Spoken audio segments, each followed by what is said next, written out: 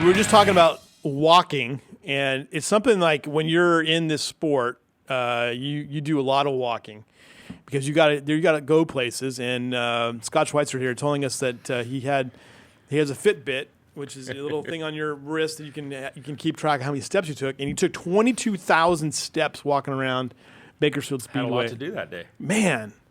Well, if you go to the pits and back and everything, I mean that's not uncommon, at all. You got to go to the tower, down the infield, the office. Yeah, right. You're moving around quite a bit. It requires and if you look at the racers for the most part now, like especially NASCAR. I mean, I don't want to say they look like jockeys in some way, but they're little guys now too. I mean, it's amazing like how fit they are because you've got to constantly be moving in and out of cars and walking places and getting things done. So kind of interesting.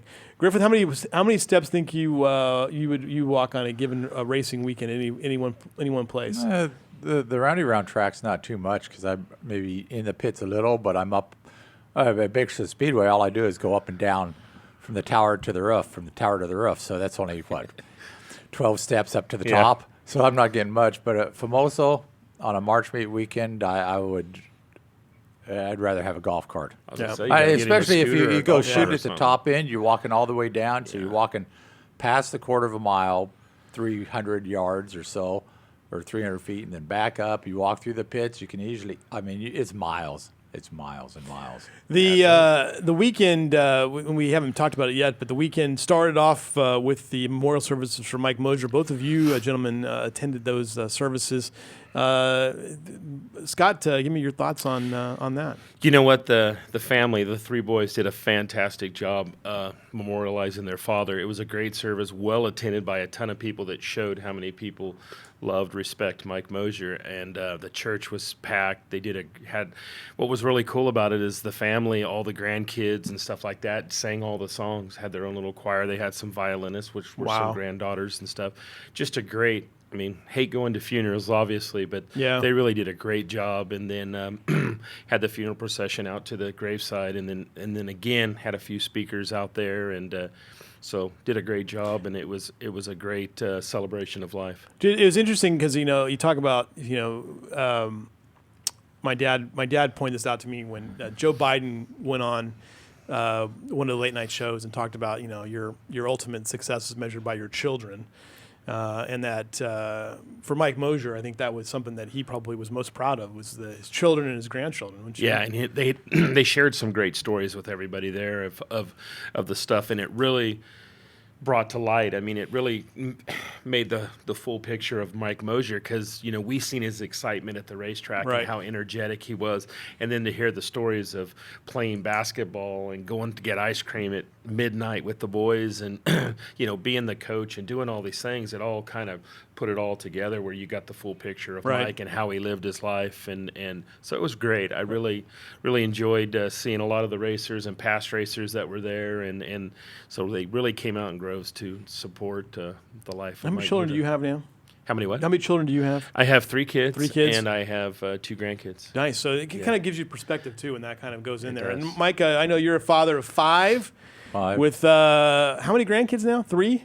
4? 4. 4 grandkids. And what was your thoughts on this event? I thought like Scott said, I think most of the people in the church were from the racing community and probably didn't know this side of Mike Moshier. And as he said, to see the whole family up there and his granddaughter's playing a amazing race. Yeah. It's the church was the congregation was supposed to come in and sing the last verse, and not many people were singing. They couldn't. So it was pretty moving. Nice. Very well. Well, Mike Moshier will never be forgotten here, and I know that as long as Bakersfield Speedway is around, that will be the Mike Moshier press box tower, whatever you want to call it. So that's something we won't forget anytime soon. Talking about racing, this is coming up. This is the Bud Nationals. Woo-hoo. Couple weeks. Yeah, it's getting crazy already, getting a lot of phone calls. Got a couple of calls from the Arizona guys yesterday. So, yeah, it's that time of the year where we're getting geared up. We got one more points race to go, and then we get in Bud Nationals mode. So, really looking forward to the 30th anniversary. 30th annual Bud Nationals. So. This is Tom Mock sent these photos in of Boone. And have you been to Boone yet? No, I have not been to Boone. We're racing. We're always racing so that it's hard for weekend, you. so it's hard for me to get away. Would there be any temptation kind of just go sneak out there and see it because it's so large? I'm not a huge fan of airplane transportation, so I probably won't be at Boone for a long time. All right. Well, that makes. I'm waiting for IMCA to send the limousine to haul me out. That would be good. Yeah. You know what? That might be a road trip. Hauling Scott out to Boone. There we go. But coming up this weekend, well, we had a lot of Bakersfield guys running at Boone, and that's why Gary Dutton had made one of the main races there, and so we'll talk about him in a second. But coming up this weekend, we have modified sport mods, hobby stocks, American stocks, and this is the champions night. We're going to crown some champions tonight. Yeah, we got 4 more champions left to go, which is modified sport mods, hobbies, and American stocks. We've already crowned a few. We got 4 more to go this Saturday night, so looking forward to it. $12 to get in tonight for that night. What are the kids' prices? The veterans and the seniors. Military and seniors are $10, and 6 to 12 are $5. So Griffith. Camping and parking are free.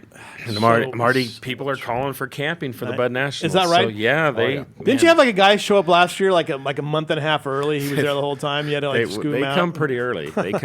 It's a big event. I mean, Yeah. I was fortunate when I bought the racetrack that this event was already set in motion, and a lot of the tracks in California they know about the Bud Nationals, and they give us the courtesy of not racing that weekend. So it's just snowballed and gotten bigger and bigger. So I loved watching it. We were covering a football game at North last year on a Friday night, and you could see the lights and you could hear the modifieds rolling or late models, and it was awesome. So great stuff. All right, let's look at what happened this last weekend. Allison Griffith not here to defend her report, but her dad is.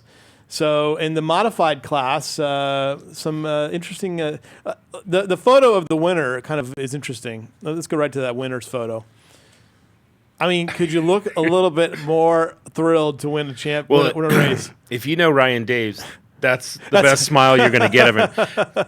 There's a hard-working, great team right there, and I'm so excited to see Ryan get a main event win, and that's just Ryan's emotion. That's his first win.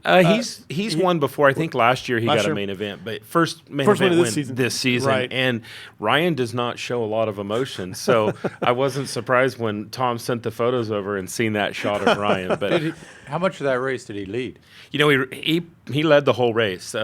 We had kind of had a plan for the track scenario that, the USAC midgets like it wet, so we knew we were going to get the track wet and heavy, and we were going to let it go and get through the USAC midget main event, and then after that we prepped the track. We actually went out and graded it and pracked it. So they had a freshly groomed track, and it was wet, so there wasn't a lot of passing. It wasn't kind of slicked off and stuff, but Ryan still did a great job because there was heavy players behind him and was able to keep the lead. So Justin Schweitzer in second, John Piker in third, Cody Laney in fourth, Brad Pounds in fifth, Steve Noland in sixth, Kyle Heckman in seventh, Brett Bennett, Roger Holder, and Dalen Coffey round out your top 10. Pounds will win the title in the points? I believe okay. So. Yeah.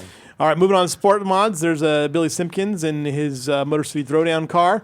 And another great race in sport mod here, and we'll get right to the winner, Gary Dutton with the win. And Jason Nation in second, Brylan Holder in third, Nick Spain Howard in fourth, Ricky Childress Jr. in fifth, Jordan Hagar in sixth, Michael Johnson in seventh, Kevin Johnson in eighth, Billy Simpkins in nine, and Brenda Kirby in 10. By the way, Ridgeview High School, Mike Griffith, Scott Schweitzer, one of the names you call frequently defensively, a Mears and a Spain Howard. Really? No joke. So there you go. Huh. Moving on to that's your sport mod class and a great night of racing on sport mod. Gary Dutton's on a roll right now, coming off his his week at Boone, but and he's fast right now and tough to beat. And again, he has to start deep in the field because he's got a higher end point average and was able to get up to the front. So. All right, let's go on to keep going through. This is mini stocks. Tina Bell is your champion there. She'll be on our all area team.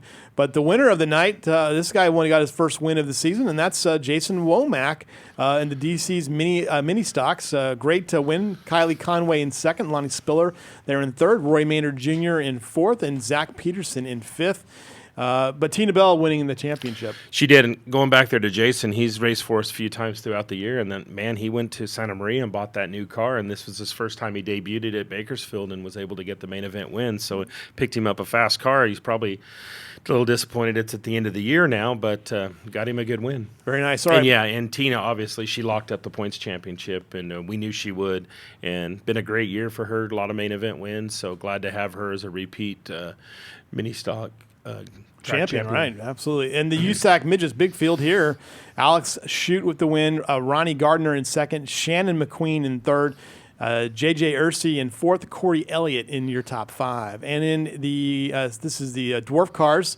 Devlin Autry, Angela Figueroa, L.J. Billings, Austin Figueroa, and Jonathan Henry in your top five. Great car counts all weekend, huh? Yeah, we had 70-some cars, I believe. Wow. So, yeah, nice. It's really good. And the interesting thing, real quick, on the USAC midget race, the margin of victory on that one was .014. Holy smokes. So the top three there were battling, swapping back and forth, and it came down to just literally the last corner, and Alex was able to keep the lead. You have a photo. So, yeah, when you go to that, you have a photo finish of that? Or it's on electronic timing and scoring. So it's My Laps, a system that's in the ground, and they carry a little transponder on the car. So we're able to get all that data, and it was a super close one, and it was kind of interesting because imagine determining that in the old days before all the electronics. Well, what's interesting there is the transponders aren't on the nose because you can't put a transponder on a bumper or the nose of a car because it would get so they're a little bit back. So in theory, at the actual line, maybe the nose is ahead. You've seen some races where somebody's coming on so fast that maybe they nose ahead and actually might have won, but the transponder is just a little bit behind. Nice. So the nose might be there. And a lot of where our loop is in the ground is a little bit different than where the flagman stands. People are always looking at the flagman, so there's always that variable. So on a close race like that, there's usually could be some doubt. And it's best to put it right there because everybody's the same spot, so it Mike, works out. Thank you. Scott, thank you. We'll see you guys next week here on the Power Hour. Thank you.